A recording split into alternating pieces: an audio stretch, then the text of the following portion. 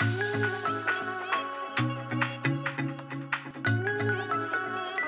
right, welcome to the future of voice. Ironically, I'm losing mine, so I'll do my best here. I'm Scott Likens, the Chief AI Engineer at PwC, and I'm excited to talk about this topic. It's something that I've been working with my team on for quite a while, and I think over the last few years, we've really seen some pretty mega innovation. We're gonna cover the gamut, not just voice and audio, but all sorts of different media. And with the advent of multimodal LLMs, we're just seeing such an amount of invention I think we haven't seen in a while. So I have a great panel. I'm going to introduce their names, and I'm going to have them introduce themselves and what they do. So first, Ken, or actually, we'll just do the intros right away. Let's start with Ken with Yobi. Sure. Ken Sutton. First, thanks for having me. Thank you for coming. Thanks for being here. It's been a busy first day for everyone, I can tell already. So Ken Sutton, co-founder and CEO of Yobi Inc. Yobi is a voice AI company based in Boston. We make we use AI software to extract biological, linguistic, and acoustic markers in voice. It's a sexy way of saying that we figured out how to duplicate human perceptual hearing when it comes to voices and biomarker extraction, those type of things. Our claim to fame was the ability to work in very high noise environments. First contracts were 3-letter agencies in Washington that do surveillance in noisy environments. And as we really morphed into a new kind of position, we are focusing a lot more now on voice as a user interface, making it possible for you to use voice interfaces in enterprise or industrial settings or public settings where there's multiple speakers. Excellent. Next up, Katie, advisor and operator to startups, the executive director of BIML, is that not BIML, BIML. And formerly was Shazam, which many of you may have heard of. All right, yeah. Katie, tell us about yourself. Thank you. Yes, so currently I serve as the executive director of BIML, which is Berryville Institute of Machine Learning. It's a small think tank which looks deeply at machine learning security, and we went really hard into LLMs in 2024, published kind of a breakthrough piece looking at the top 10 risks around LLMs. We're total optimists, but recursive pollution is a real thing, for example. But I do spend most of my time as an advisor operator with a handful of startups that run the gamut inside of sound recognition in different ML space, neuroscience, and others. So I'm still very plugged in as a startup operator, having grown Shazam to the place of exit inside of Apple and SoundHound AI for 10 years. So I was a real pioneer in conversational voice AI, bringing that forward, integrating it across auto platforms and mobile apps, et cetera. So I'm excited to be here and participate. Fantastic. David with PwC is the director of audio and voice, which I learned we have, which is awesome. So David, tell us about yourself. Sure. So I'm the director of audio and voice, or audio and acoustics. And so I came through acquisition about a year ago from a company called Surfacing, which is a design firm that has helped companies in the Bay Area and all over the world with mechanical, electrical, and then obviously audio, firmware, industrial design, all of the different disciplines. Before I came to that company, I was at Amazon for 6 years working on Alexa. And so I worked on the third-party Alexa, and so basically just got a fire training of designing products with everybody. Because everybody was like, last year I had a widget, and I think I want to put Alexa inside it. That's as far as I've gotten. So, am I good? And you're like, oh, probably not the way you're saying it like that.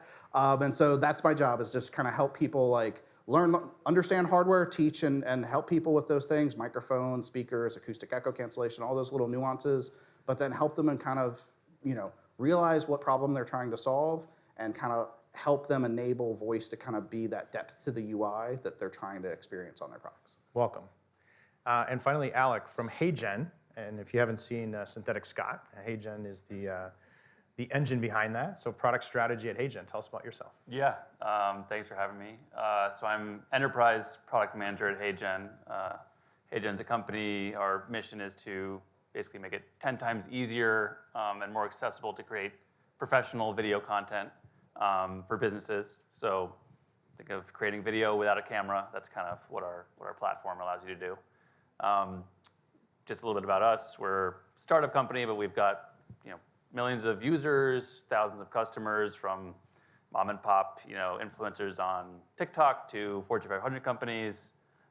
My particular expertise is in the interactive avatar, and I've helped lots of companies, early adopters like PwC and some other startups that are building really cool bleeding edge applications with kind of multimodal, visual plus AI voice is obviously a critical component of that.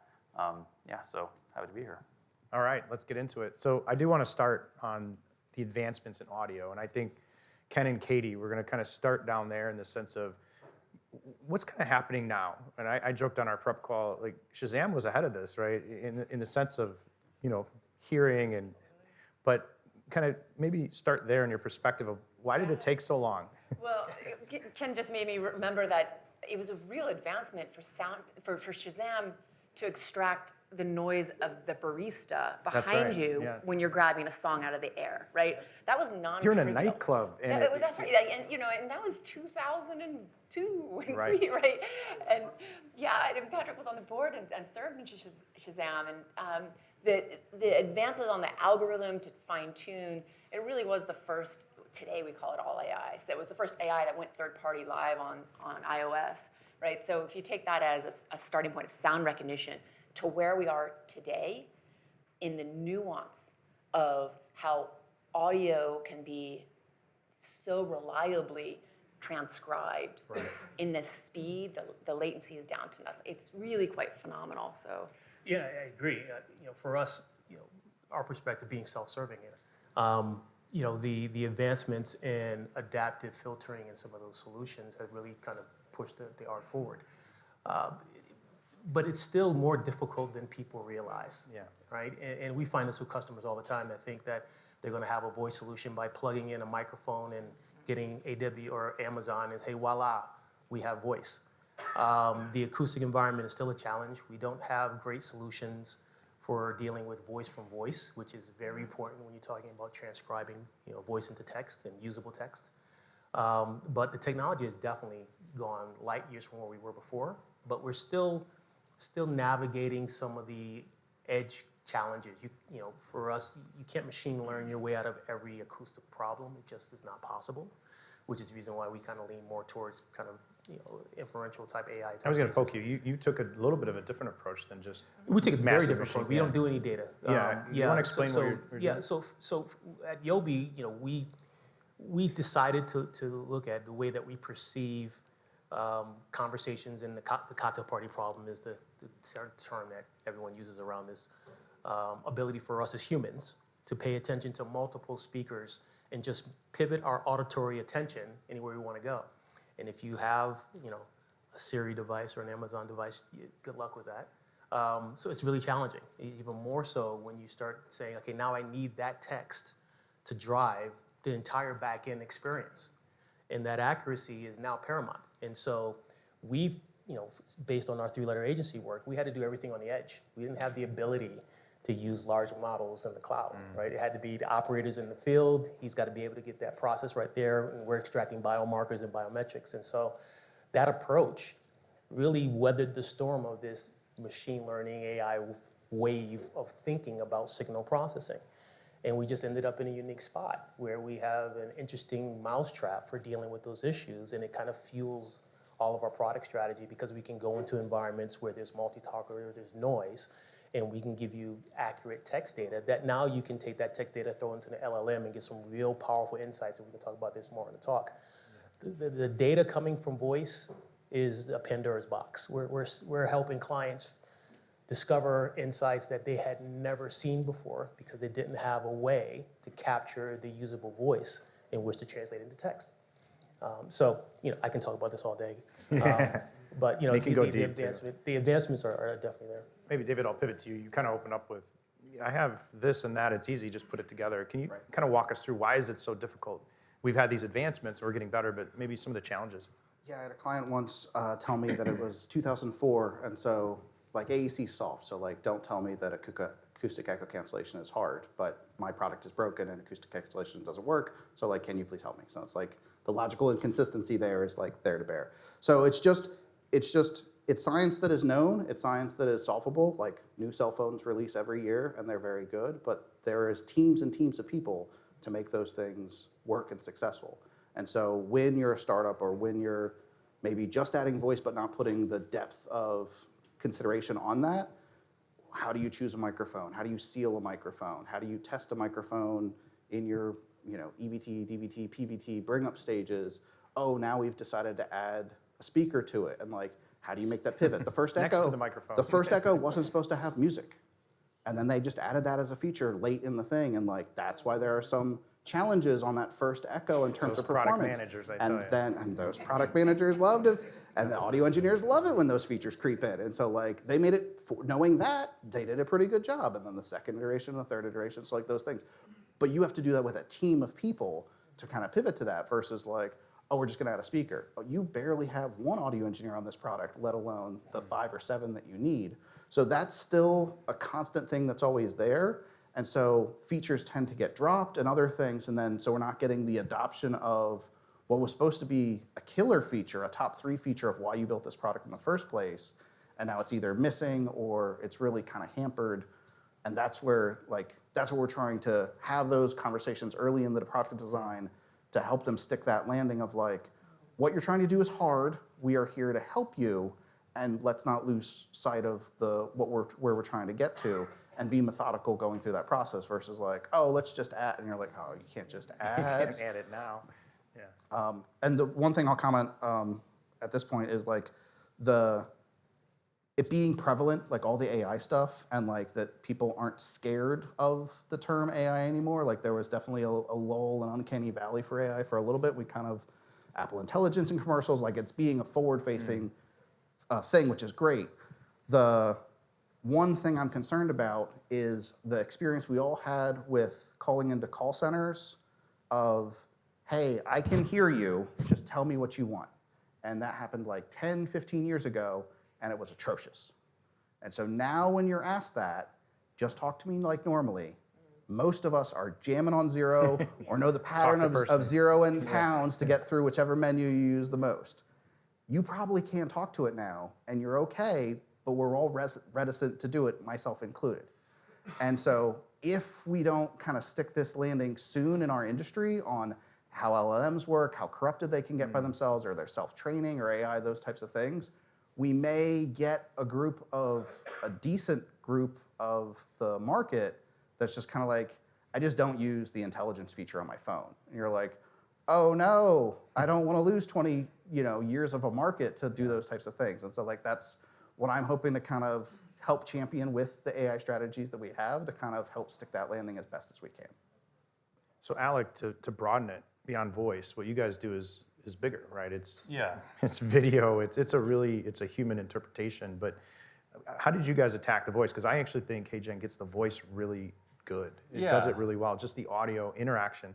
Tell us about your strategy there and some of the things you learned. Well, we're definitely downstream of some of the problems, questions these folks are dealing with because we don't provide our own voice models, right? So we build on some of the industry leaders like 11 Labs, which AI voice clone, and they provide the AI's voice that you hear when you interact with a HeyGen avatar. There are others as well. OpenAI has voice models that we've implemented, but a lot of the use cases that we've had to narrowly constrain to account for some of these issues with the diarization and, so when you chat, for example, with one of our avatars, we have an option to chat with it in Zoom, which is really cool. And we thought this would be great. A lot of non-technical users can now, for example, bring their avatar and represent them in a meeting. Not show up to work. And not show up to work.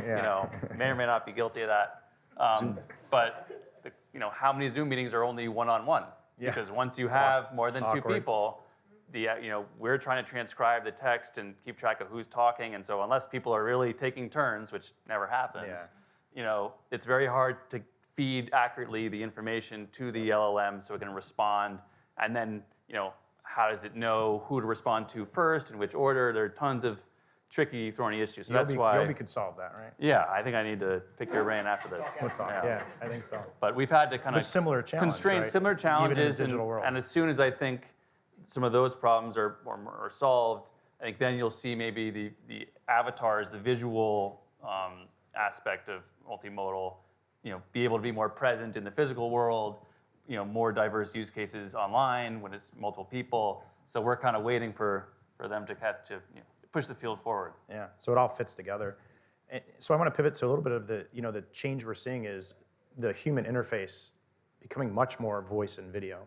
Yeah. So because of the advent of multimodal LLMs, and I think just the power in general, but are you starting to see more and more use cases? I mean, Zoom, that's great, but Yeah. what are these cases you're seeing for that human interaction, that experience? Definitely, I think there's still a lot of experimentation and people are trying a lot of different use cases. But what we're seeing emerge is just a lot of kinds of interactions where you would be normally interacting with a human, right? So if you go to the drive-through at fast food place, you're used to hearing a voice. Do you need to see a human there? I mean, maybe you enhance your interaction, but probably voice is a great replacement for that, AI voice, for example. But for example, sales training, interactions, HR, simulations, role playing, these kinds of education, language learning. A lot of these use cases are where people would normally be interacting with other people. Mm-hmm. And so AI is a really interesting way to have a likeness of a person. It's more as engaging for the user, more so than just interacting with a voice. And it's lower stakes in certain ways because you can sit at home and practice selling to a client in person and just a likeness.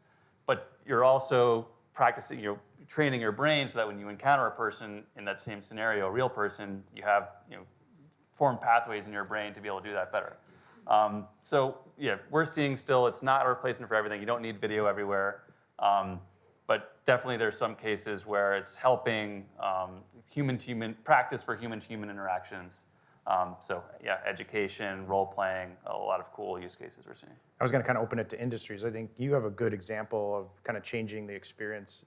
Are there any industries you're seeing, start out quicker than others? For us, it's going to be things like transportation, hospitality, healthcare, industrial / those type of environments where you have two things. It's usually noisy because there's multiple people in a public environment, or it's an industry type of situation. Mm-hmm. And the other one is you have a lot of use cases where your hands should only be doing the task that you're doing. For safety. Yeah. For safety issues. Yeah. So if you have a few clients that you introduced us to, we're talking to around being able to go through a maintenance call by just talking through the process of checking out a machine or going through a machinery call. But you can't do that in a factory, in a regular environment with the state of the art the way it is currently. And then in transportation and in hospitality, you have multiple people speaking. I want to be able to respond to the person talking, knowing who the person is, so I can curate my response. And then the benefit of that really is, all of that data, when you can take raw voice and structure it, and then you can basically analyze it, the insights you get from that voice data gives you exponential benefit. And the other thing about it from an industry standpoint, you don't share that data with Google or anyone else who owns the OS. You own the entire voice data, or we'll share it with you as a company.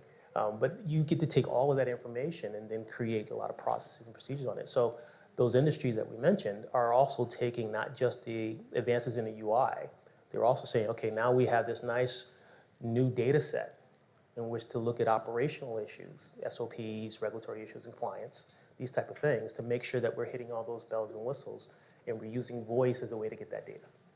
Fantastic. And Katie, you're working with startups. Are they focused on any certain industries, or are they pretty broad? Yeah. Well, the obvious is the call center world centers. And the efficiencies there, and some on sentiment analysis through voice understanding.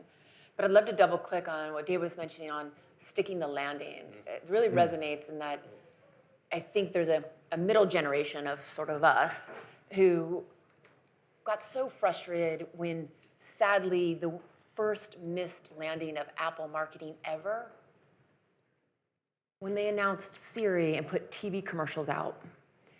They put TV commercials out of use cases of getting out of a car where there's an umbrella and you need to ask. The query didn't work. Can you imagine? Yeah. The query didn't work. Alexa had the one where they bought a bunch of dollhouses for everybody during a commercial. Just mind-blowing that you couldn't done those types of foresee things. that, right? So I think there's this generation, depending on your personality type, you also got angry. So the data set that probably is larger than any is, God damn it, you bitch, inside of Siri. I am sure of it. Very sadly, the amount of voice data lambasting I hate you, Siri. Siri. But So double clicking on landing the user experience. I have a thesis that the next generation, I call it Gen V, right? Those born from 2010 onward, they were coming of age, they're 3-ish when the Alexa entered the house. And you worked on a profound, iconic device because that device was the first time humans interfaced with compute power with our back to it. Phenomenal. Like, the Echo deserves a mic drop. It is a phenomenal, it's up there with the advent of the iPhone because of where we will go with interfacing with the air out of our lungs. Yep. So that generation, Gen V, Generation Voice, they're the ones that are already very fluidly, they go to, not Google text box, they just ask it. You watch your child, if they're in elementary school and you're like, oh crikey, they'll never learn to handwrite, let alone type, because they're just asking it. So that modality is so natural and they're a little forgiving, whereas anyone from 32 to 75 is still pretty miffed with it. So that generation is very important, and I would just ask any product thinker in your companies, be the steward of saying, just in the questions, should this have a modality that maybe is voice first or have voice, so that it isn't just a bolt-on feature. Right. And if it doesn't need it, don't shove it on there. Be very, very mindful, but in the back of your mind, the puck is moving on just a user behavior, right? The kids get in the car in the back seat, and they thought they could just talk to the dashboard, whether it was Siri or Alexa back then, right? And now, so just watch observationally. It's Captain Obvious of where this is all going with Gen V coming up. And what Jensen showed us last night, I mean, my mind was blown. So I really don't even know how to interpret the acceleration that we're about to step into. Right. Any industry thoughts on your side? The biggest industry thought I have is the thing that has been on roadmaps of several companies that I've been at that still the landing hasn't been stuck. So the biggest barrier for maybe not that younger generation, but still this room's generation at least, is there's a feature which is sub-ambient voice. So if I want to know what's on my calendar, I would like to ask my device what it is on my calendar. And I look like a crazy person when I say, Alexa, what's the next thing I'm doing on my calendar? And like 4 people will be like, what's up, Dave? And I'll be like, yeah, I wasn't asking you. And like nobody enjoys that experience around other people. And like when it's a quiet room, usually you'll do something else. But like if it's a cocktail party, you should be able to get below the level where you can say something to just your little bubble and it should work. It is a hard problem, but we are at the compute and edge and everything else. It is now pretty solvable, but you have to lean in and solve it. And then with that killer feature, that killer app, what else can we then do? Because then it does free yourselves up. So like that's the one thing that I've always still been waiting to see. I've seen demos inside noise suppression companies and others. I don't know. And like it's. Well, I have a demo. He's got a demo. All right. So it's getting Right it's after the the proliferation and execution of that to then make that to where it can be used on enough use cases to get the proliferation. I mean, it's the same. You're talking about hospitality and other things. I would love to see Alexa way more proliferated in assisted living homes, which is one of the hardest demographics to get them to use and do those other things. I literally had to install an Echo in my father-in-law's room on the download because they were like, well, HIPAA, you can't have Alexa in here. I was like, that's not how HIPAA works. So I just plugged it in. But like, so how to kind of bridge that gap so that then, can we use an LLM or other things where they don't know they can't stick the landing on the phrasing from the first generation, but like maybe the next one where we're a little more forgiving of like, I'm just trying to do this general thing and I kind of tell you a long story of what I'm trying to do. And it's just like, yeah, I'm gonna play music. You're like, thanks, and then like, and we had data. I agree with you that there are a lot of swear words being said to Siri, especially Siri early days. Siri has gotten infinitely better. Amazon also has that data about Alexa. There are a lot of swear words. There is more adjuration. There is more Alexa, I love you, Alexa, thank yous than there are Alexa, whatever you want to put there. So there is more adoration instances than there were angry instances. Now the hatred instance may be not with the keyword, and so they weren't capturing those, but the assertion is there for thank you, I love you, whatever. Kids will do that. Serious note, did you finish your point? Because I just cut Yeah, off. that was fine. I feel really strongly that we as product creators should also know about the guardrails.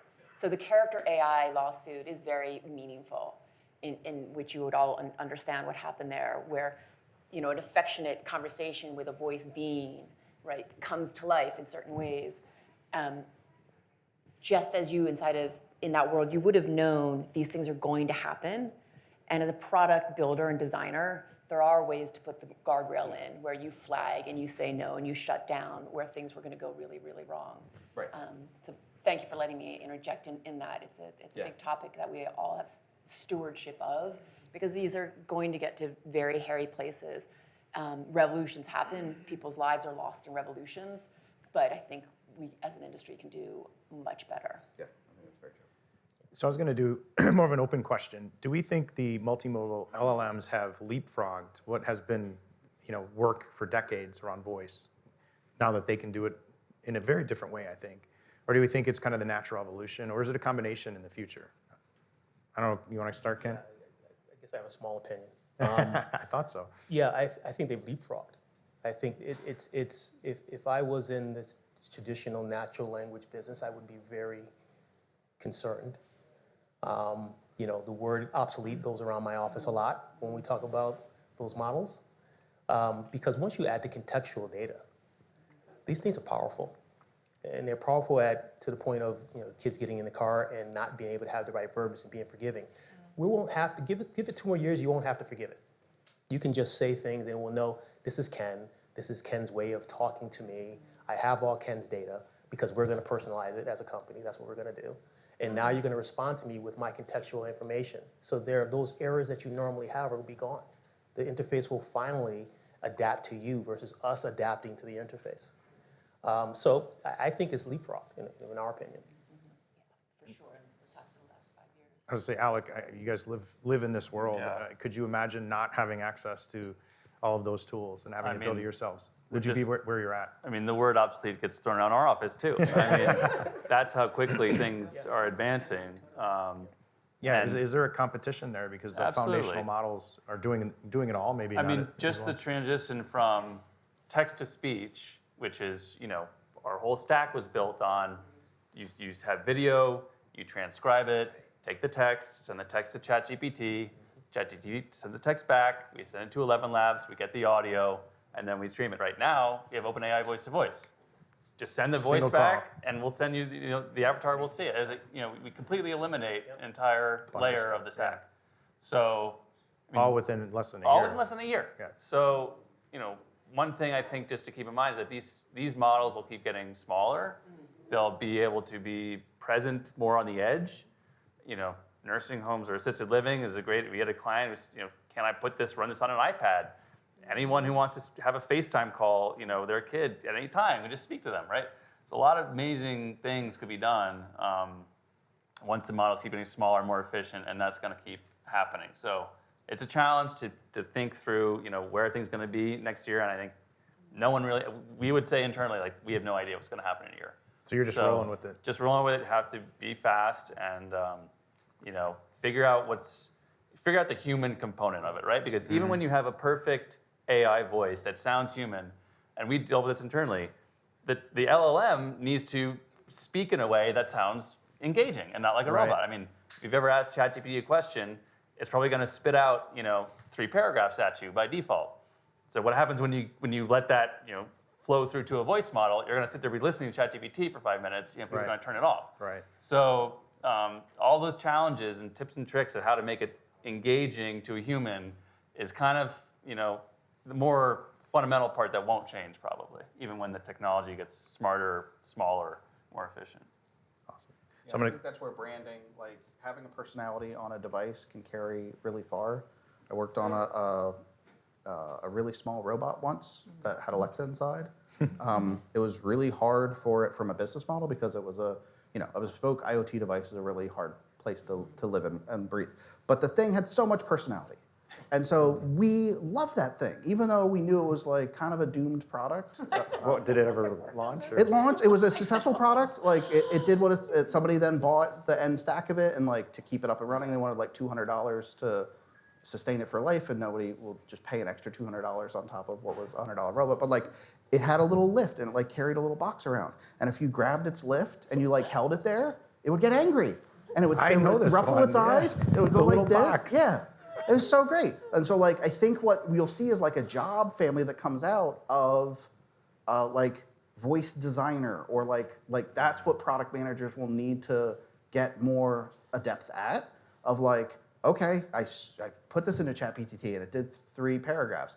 And as a design, we will never say more than 25 words. Unless they explicitly ask for it, I'm gonna say enough. I'm gonna be terse, I'm gonna be whatever verb you need to put in addition to the ask to come back and say with personality, with optimism, like those are the types of things to kind of stick the landing on that brand, which, you know, Alexa's gone through transitions of different types of things and like learn from those experiences and kind of know that about your product is gonna be needed.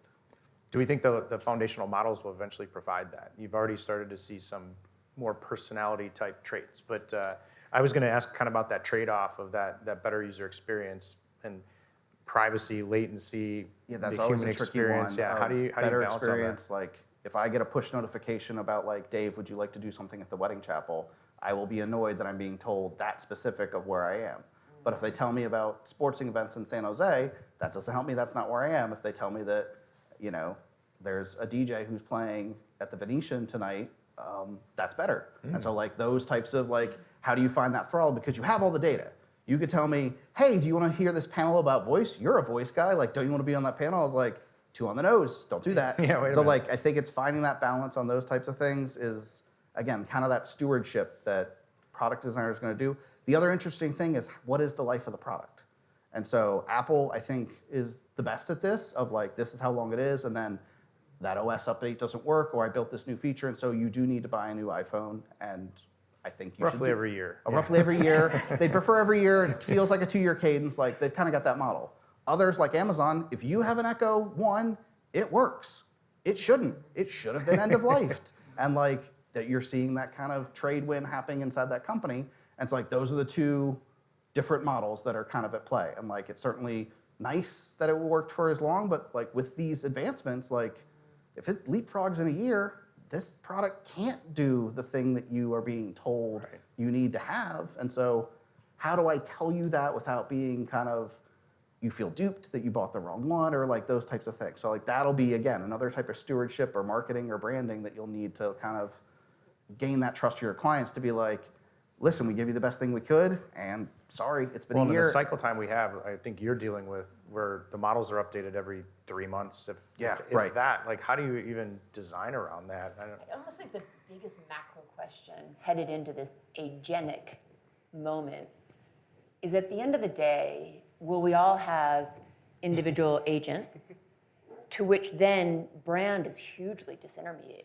Right. So how does your brand and your service remain relevant inside of that agenic future?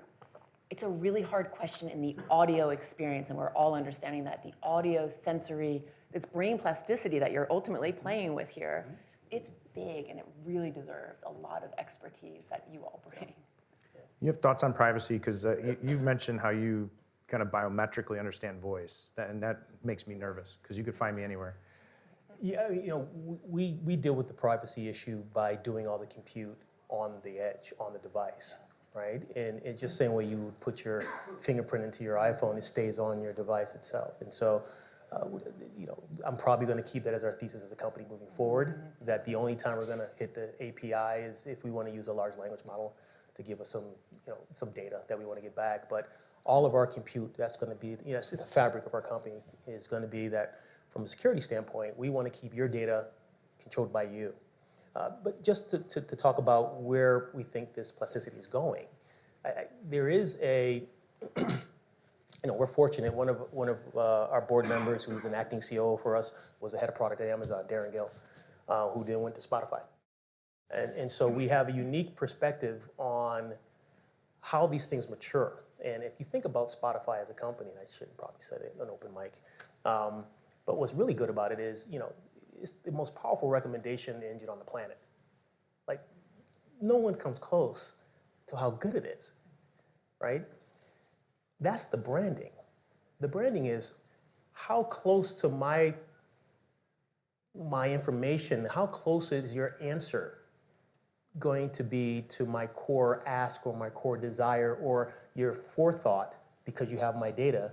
That's how we're going to build brands, right? The old way of building a brand, and I do think that it's interesting that the companies that really moved voice into the forefront are not voice companies, right? And as a voice person, it's like we have to take back the reins. Like it's not about ordering more paper towels. There's a whole modality. So for us, we're not even facing consumers. We're going directly into enterprise use cases because there's a need. The data has more value, and then there's going to be some commercial applications after that. So I do think there's a convergence of things happening right now in voice that these large language models are just accelerating. And so, accurate point, we don't know. We're just riding the wave, and we don't know where it's going to go. We're just going to position ourselves that hopefully you need our technology to get the voice field. You can't get the technology. Right? So whatever you want to build on top of that, we'll be there to help you build it. But next year we'll be talking about something revolutionary with this platform or with voice that we were not even thinking about. We were not to keep going on. We're seeing that with clients when you add voice to such a stack, they're seeing data and getting things that hadn't thought about. It changes your entire product strategy. You're now building things that you didn't think about building because you didn't have the data to know you should be building them. That's what we'll be talking about with this over the next few cycles. So I'm going to come to the audience for questions, but maybe one final question. You kind of teed it up. So over the next 12 to 24 months, I'm not going to say 5 years, what's your biggest focus area? What do you think, I don't want to call it a breakthrough, but for each one of you, what do you think is going to happen this year that will surprise people in this audience? Yeah, for us, I think that we're going to be touching things less, a lot less. So keyboard and mouse, bye-bye. I mean, I'm not touching you guys to talk to you, right? Well, I hope not. The mechanical way that we deal. You can. So the mechanical way that we deal with interfaces is not the way we communicate with people. It's not human. So I do think that what we're going to see is a more human-machine interface. And I think voice is going to help drive some of that. I have a very far out one, but far Good. out I is like always far brought. out. Yeah, no, let's go. But I do believe in the power of physiological response to auditory inputs. Very simple use case. I used to commute home on the West Coast, and I would dial into an Irish radio station. It was a late show, and his voice was just so soothing, and it just instantly made me happy. That voice just made me happy. So I know there will be a system, real time, that will personalize and trigger to your physiological mental states and the sound auditorially, which I could tune, be like, I want, that voice coming can be an entire, much to a Spotify recommendations, that in tuning my own audio experience for a wellness boost, I think could be a really great future. Oh, that shouldn't be too far out. I like that one. Yeah. I don't have any great futuristic insights, but I do think with what we're seeing on the branding side of things like Apple Intelligence and voice features from Google around like the wedding proposal and getting the waves out, that like things are getting to that point, which I never thought would be bullets on a box for products. I think these next 2 years are going to be a real deep dive into that, and lay people are going to have a lot deeper understanding in the audio space and expectations than we've ever had before. And then what are product companies going to do when a layperson is like, oh, you have to solve the cocktail party problem, otherwise it's not a real product. And you're just We're like, going to start that. oh my God, they just How asked did they for it. know? Well, how'd they know? And we're like, Tolerance for loud would you experience. like some help with that? And it's like, it could make the conversation not necessarily easier, but like it should be a lot different on product expectations if that's kind of table. I mean, Alexa, one of the challenges with Alexa, and I agree with you that Echo was a seminal product that happened in our industry. Over my 6 years, like people were very like, I need your help, please help me. GE made a lamp. They were the best company to work with because they came to us and they said, we are GE. We're like, yes. They're like, we will make a lamp. And they're like, you should do that. Okay. You know light bulbs. Yes. They're like, so no notes on the lamp part. And we're like, yeah. They're like, this audio stuff? Yeah, we don't know. Tell us what to do, and we will follow your directions. So that ecosystem. And you're like, I wish they all were like this. And so as we got down my 6-year journey, there just was like, this is assumed to work. I was also like, it's not because you've been shipping product for 6 years. You just have seen others shipping products for this years, and now you want it to be easy. You're like, why do I have to worry about audio quality? I have software. And you're like, oh, you super do. And so it's this interesting kind of thing that occurred. But I think that's what's going to be interesting is like the up-leveling of understanding AI, understanding ChatGPT, understanding Apple Intelligence, the nuances between, oh, I like this about Apple's LLM, and I like this about Amazon's LLM. And you're just like, you are wine-tasting LLMs industry. This is super interesting. And then how do we how do we kind of help with that kind of table stakes? All right, press release. What's coming out? No, I'm kidding. You're not going to break any news. But what are you excited about? Yeah, I'm excited to see where the multilingual component plays out, right? I mean, I had an email this morning from somebody in Spanish, and it was clear I don't speak Spanish. I put in Google Translate to say, oh, I have a question.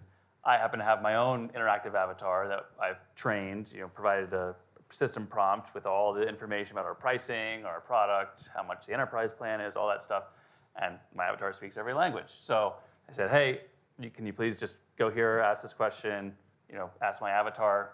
A few hours later, I go back, thanks so much, I got it now, yeah, can I talk to your salespeople? So when you think about how every business can now talk to all their customers in their native language, people are going to have these Ray-Ban glasses, and assuming that the mic can pick up the audio, you can hear somebody and translate in live streaming as you're traveling or whatever. I think it's going to be pretty transformative. So This was actually mine, the same one. As in a global role, I'm around the world.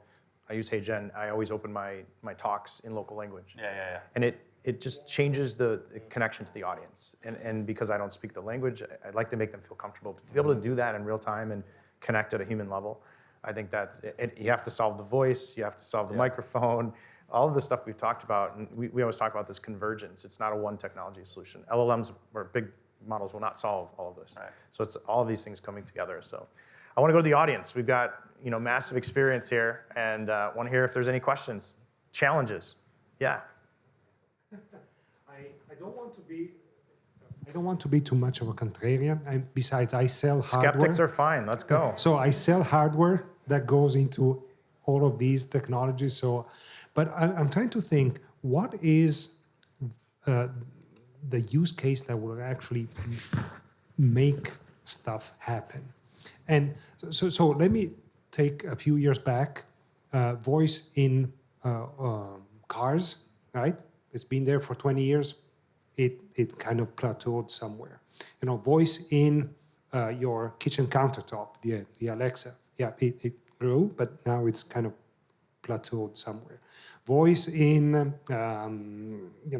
customer support, the zero. So to me, either we as a society, the Gen Vers, become like Joaquin Phoenix in Her, right? That we all just start chatting with our bots, or these same Gen Vers will tend to consume, synthetic avatar-generated videos. They will consume, some other kind of media.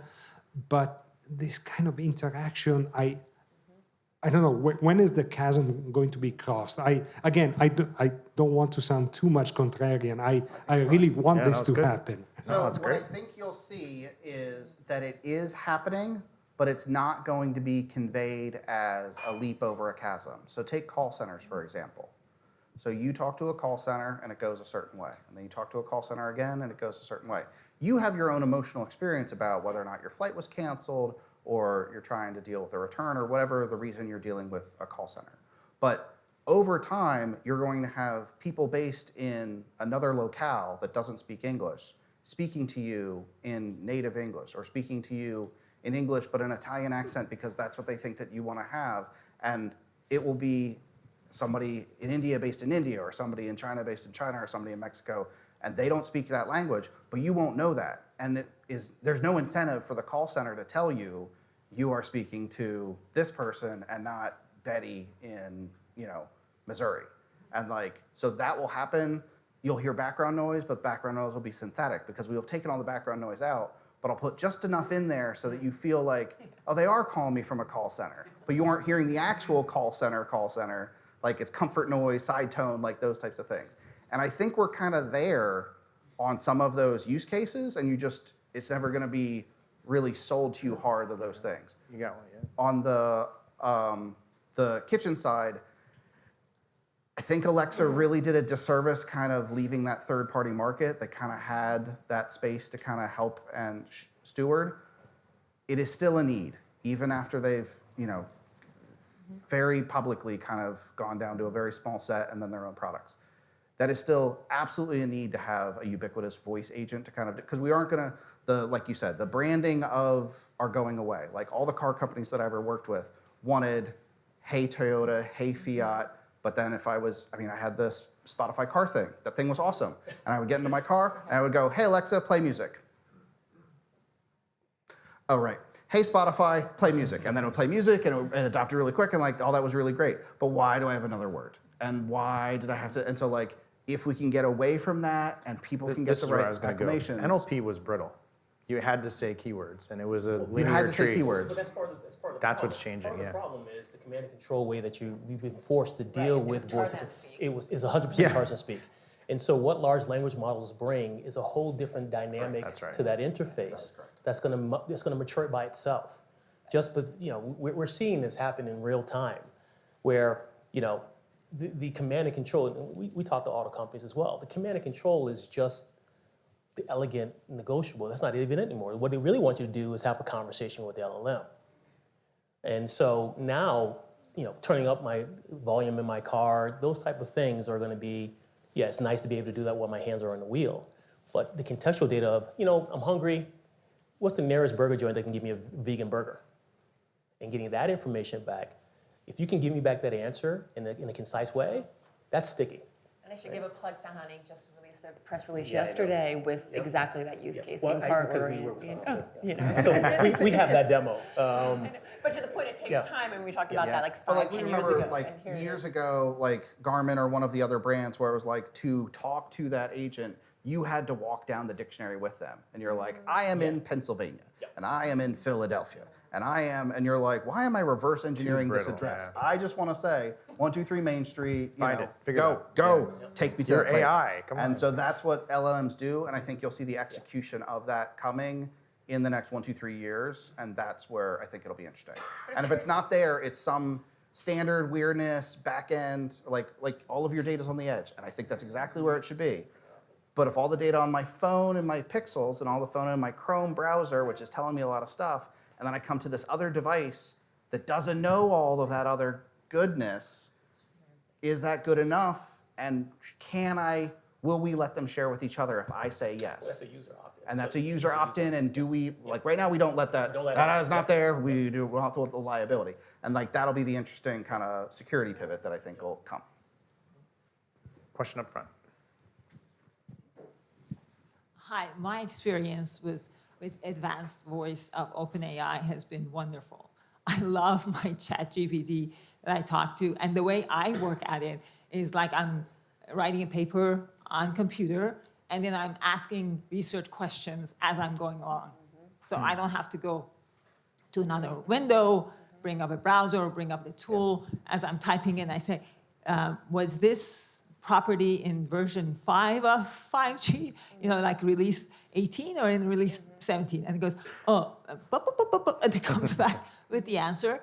I'm sometimes very sloppy with the way I even ask the question, but it's very good in forgiving it. Once in a while it gets stuck and so forth, but I use it on a daily basis, right? So during Christmas, they had this Santa voice that totally irritated my husband because he just hated that. Ho, ho, ho. Leaned in to do it as much as There was a lot possible. of Santa voice. It was just too contrived to him. But on the other hand, this 16 Pro, this Siri, I love the fact that they do all the privacy stuff, but it's not that much better than what I had before, I'm sorry to say. Yeah. So, Final questions?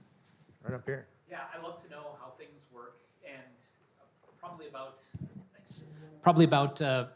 2 months ago when we met, Scott, you described virtual Scott to me, and how synthetic you. Scott, yes. That's right, and how brand, like personal brand realistic it is, even though it has like an AI backend. Like, could you describe a little bit, like, what are the ingredients and like how you're a complex person. Like, you're a speaker. You're like, you're compelling. You're not just like a person kind of giving data. You've got personality. So like, could you kind of break down how you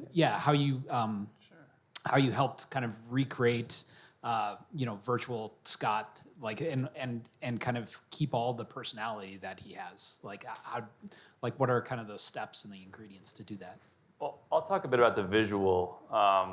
So the interactive avatar, which you see over there, so this is trained, basically, it's shot from real video footage. So assume went into a studio, shot footage of yourself, and it's sort of playing on a bit of a loop, as you can see. We have future versions that I know, are the next one, the more gestures, realistic. the standing gestures Those are there. That's coming. Yeah, that's coming. So this is a bit of Next release. earlier, yes.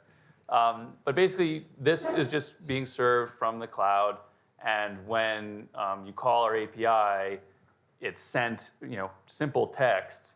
We convert that text to audio with like a text-to-speech voice, and then we stream that audio and sync the lips of the avatar. And we obviously have a voice clone to match. But it's all abstracted. We tell customers who want to get a similar experience and they want to know a similar question, we say, look, we're just kind of the face, right? You still need to prompt the brain, which is the LLM. You need to think through, how long do you want the responses to be? Do you want it to have humor? Do you want it to, really narrowly constrain the answers it gives? People want these LLMs to be brand safe. That's a big, question. So, you can put guardrails in the system prompt, or you can try to get even stricter. But all of that, there's a lot of nuance there that we, work with our enterprise customers to try to, coach them on. But at the end of the day, we're really the visual component. And I don't know if you did anything particular to your LLM. Yeah, the team's over there. I see a bunch of Yeah. them, but there's all sorts of nuance that you can put into there, not only in the script, but in the speed of delivery, the tone, and it's tweaking it to get it. I think over time that'll be built more into the models. We're already starting to see that, where you can start to absorb personality of sorts. But it's a combination of, again, that convergence of technologies, training the LLM on stuff that I've written, so it's in my voice, tweaking it, giving it some humor. Gary is a great writer, so he always makes Scott funny, which is great. Obviously, the suit doesn't change, right? Like, the outfit is always the same. That stays. But that's good. That's by design. So It's the Barbie Dreamhouse feature upgrade. we have one turbo question. Any more? Okay, final question back there.